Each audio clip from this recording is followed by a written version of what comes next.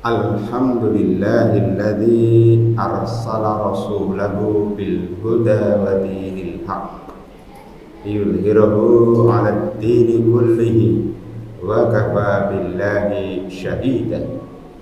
Asyhadu an la ilaha illallah wahdahu la syarika lah wa asyhadu anna Muhammadan abduhu wa rasuluhu la nabiyya ba'dah. Allahumma sholli ala Muhammadin wa ala alihi wa sahbihi wa man tabi'ahum bi ihsanin ila yaumiddin, amma ba'du. Wa ya ibadallah, usikum wa iyaya nafsi bitaqwallah, faqad fazal muttaqun. Qala ta'ala bil Qur'anil azim, a'udzu billahi minasy syaithanir rajim. Bismillahirrahmanirrahim. Laqad kana lakum fi rasulillahi uswatun hasanatun liman kana yarjullaha wal yawmal akhir wa dzakarallaha katsiran. Shadaqallahul azim. Sidang Jumat rahimakumullah, puji dan syukur kita panjatkan kehadirat Allah Subhanahu wa ta'ala atas limpahan nikmat dan karunia yang tiada henti-hentinya. Jika kita menghitung-hitung nikmat Allah, pasti kita tidak dapat melakukannya. Salawat dan salam semoga terlimpah atas Rasulullah sallallahu alaihi wasallam dan para pengikutnya hingga akhir zaman. Mudah-mudahan kita semua termasuk pengikut setia Kanjeng Nabi Muhammad sallallahu alaihi wasallam. Marilah kita tingkatkan iman dan takwa kita kepada Allah Subhanahu wa ta'ala. Sungguh sebaik-baik bekal hidup di dunia dan akhirat adalah takwa. Sidang Jumat rahimakumullah, tema renungan Jumat kita kali ini ialah akhlak penerus dakwah Nabi Muhammad sallallahu alaihi wasallam.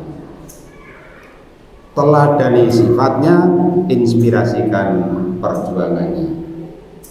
Allah Subhanahu wa ta'ala berpesan dalam Al-Quran surat Al-Anbiya ayat 107, wa ma arsalnaka illa rahmatan lil alamin.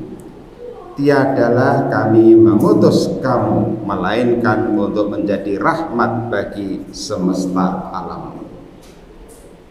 Ajaran Islam merupakan rahmat bagi alam semesta.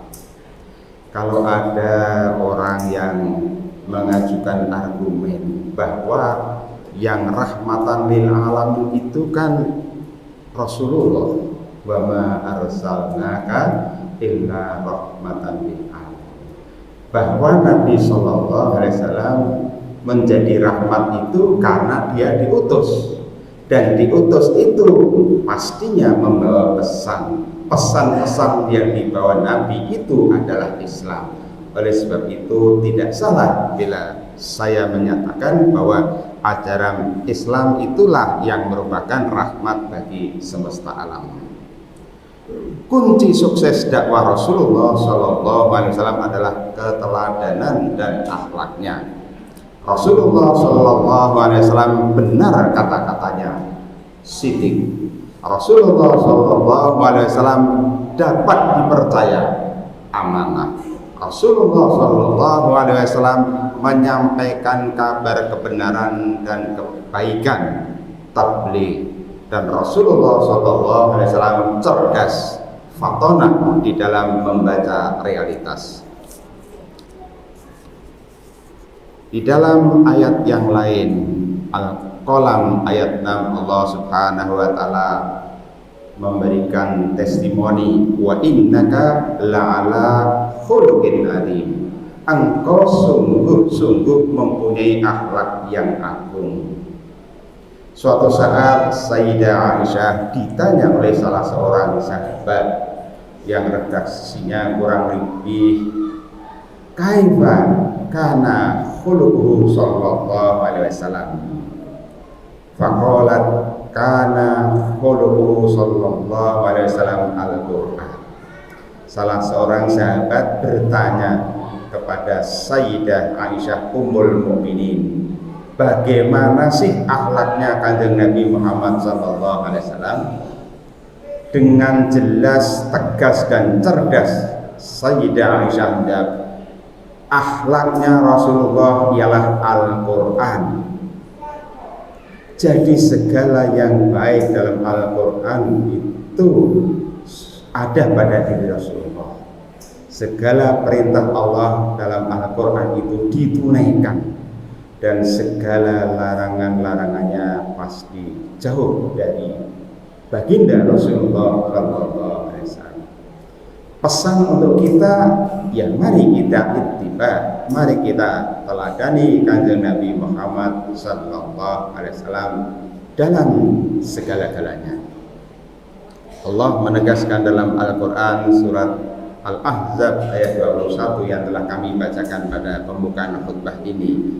Laqad kana lakum fi Rasulillahi uswatun hasanatun liman kana yarjullaha wal yawmal akhir wa dzakarallaha katsiran. Sungguh dalam diri Rasulullah kamu mendapatkan teladan yang baik bagi siapa yang mengharapkan Allah dan hari kemudian dan banyak mengingat Allah. Sidang Jumat rahimakumullah, tugas Rasul tidak ringan, yaitu menyampaikan segala pesan dari langit, pesan Allah Subhanahu wa Ta'ala untuk penduduk bumi. Tidak boleh satu kalimat pun dari Allah yang disembunyikan, tetapi juga tidak boleh ditambah-tambah. Dalam hal Al-Qur'anul Karim, kaum muslimin yakin, saya yakinnya bahwa mushaf Al-Qur'an yang beredar yang sampai di tangan kita itu benar-benar sesuai dengan wahyu yang diterima oleh Nabi Shallallahu Alaihi Wasallam yang disampaikan oleh malaikat Jibril. Bagaimana itu? Nabi Shallallahu Alaihi Wasallam dikenal sebagai sosok yang ummi dalam arti buta aksara. Ada analisis bahwa zamannya, eranya itu memang belum tradisi literasi dalam artian tulis menulis, baca membaca. Justru pada waktu itu jika orang itu bisa menulis, itu tandanya memorinya tidak cukup baik. Jadi kita sebagai muslim ya percaya diri saja bahwa Rasulullah kalau dikatakan tidak bisa membaca dan tidak menulis dalam arti aksara begitu tidak masalah, tetapi Kanjeng Nabi Muhammad SAW hafal semua ayat-ayat Al-Quran. Begitu Jibril menyampaikan wahyu, ya pada tahap awal tentu saja Nabi menyerap dan menghafalnya.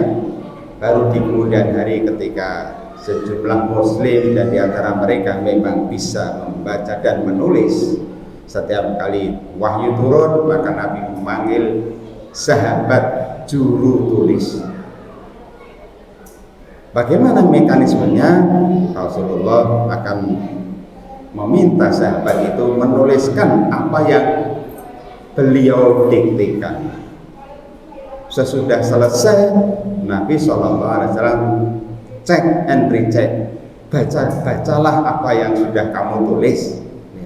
Ketika yang dibaca itu sama dengan apa yang diimlakan, apa yang didiktekan oleh Kanjeng Nabi, ya itulah bahwa huruf-huruf yang digunakan untuk menulis dari waktu ke waktu itu ada perubahan, itulah dinamika, tetapi tidak ada perubahan apa yang ditulis.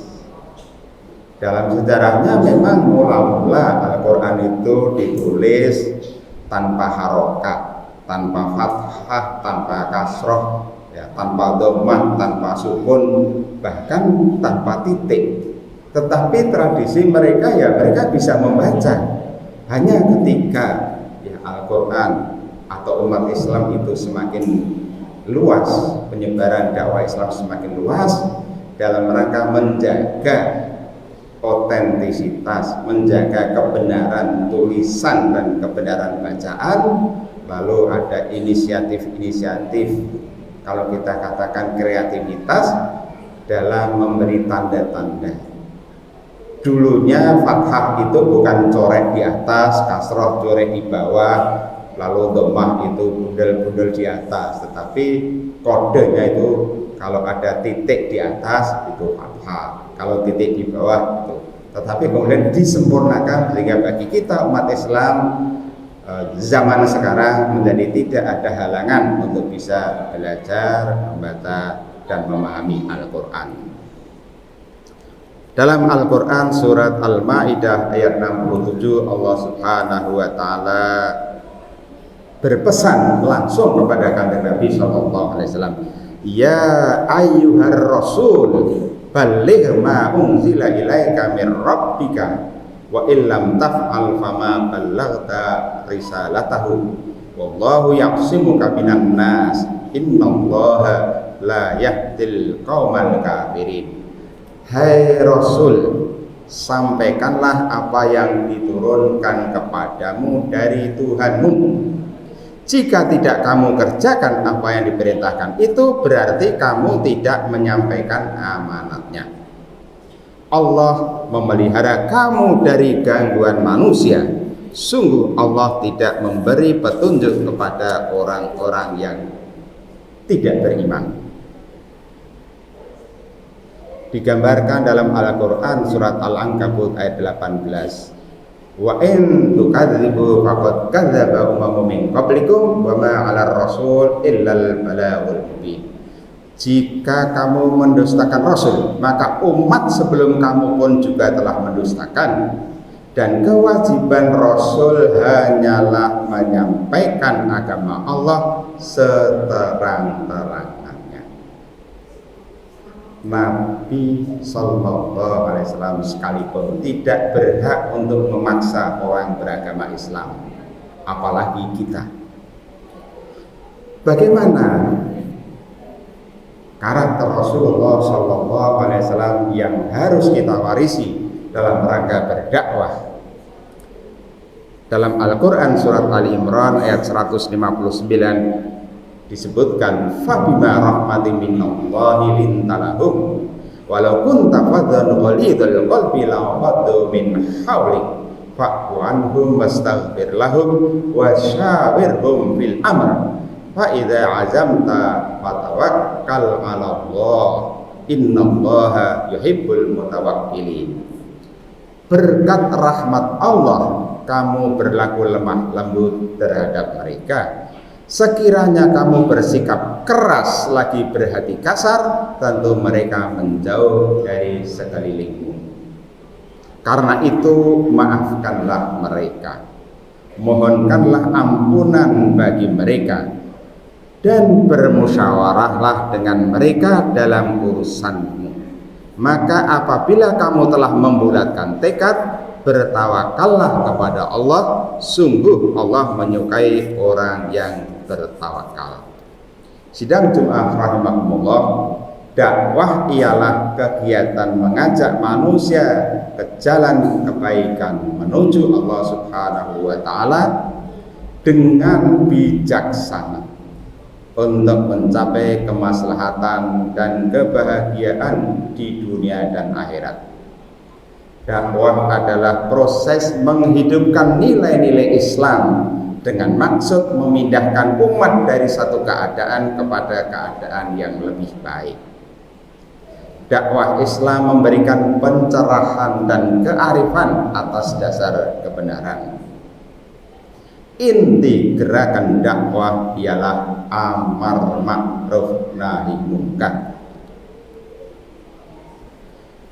Al-Quran surat An-Nahl ayat 125, Allah Subhanahu wa Ta'ala berfirman, ud'u ila sabili rabbika bil hikmati wal mau'izatil hasanati wajadilhum billati hiya ahsan inna rabbaka wa'lamu man dhalla 'an sabilihi wa huwa 'alamu bil muhtadin. Serulah manusia kepada jalan Tuhanmu dengan hikmah dan pelajaran yang baik, dan bantahlah mereka dengan cara yang baik. Sungguh Tuhanmu lebih mengetahui siapa yang tersesat dari jalannya, dan Dia lebih mengetahui orang-orang yang mendapat petunjuk. Dai memerlukan pengetahuan dan wawasan yang luas tentang Al-Quran dan Sunnah Nabi Sallallahu Alaihi Wasallam, serta kemampuan komunikasi sesuai dengan situasi dan kondisi. Dai membutuhkan kekuatan rohani untuk mempengaruhi tingkah laku manusia dan memiliki keanggunan nurani dan kemampuan menebar kasih sayang kepada sesama. Keberhasilan dakwah Islam bertumpu pada kemampuan dai dalam menangkap pesan Islam dan kesungguhan dalam memberikan solusi atas persoalan umat. Strategi dakwah ialah kepiawaian menggunakan metode dan pendekatan dakwah untuk menyampaikan ide-ide cemerlang dengan memahami problematika sasaran dakwah. Seorang dai harus bijaksana. Bijaksana itu sesuai dengan situasi khalayak audiens. Seorang dai harus rendah hati, tidak sombong, penuh tata krama di dalam kata dan perbuatan. Seorang dai harus lemah lembut, santun dan penuh kasih sayang. Mudah-mudahan kita semua bisa mewarisi nilai-nilai keteladanan Kanjeng Nabi dalam segala aspek kehidupan, wabil khusus di dalam meneruskan risalah dakwah Nabi Muhammad sallallahu alaihi wasallam. Aqulu qouli hadza wa astaghfirullahal adzim li wa lakum min kulli dzambin innahu huwal ghafurur rahim.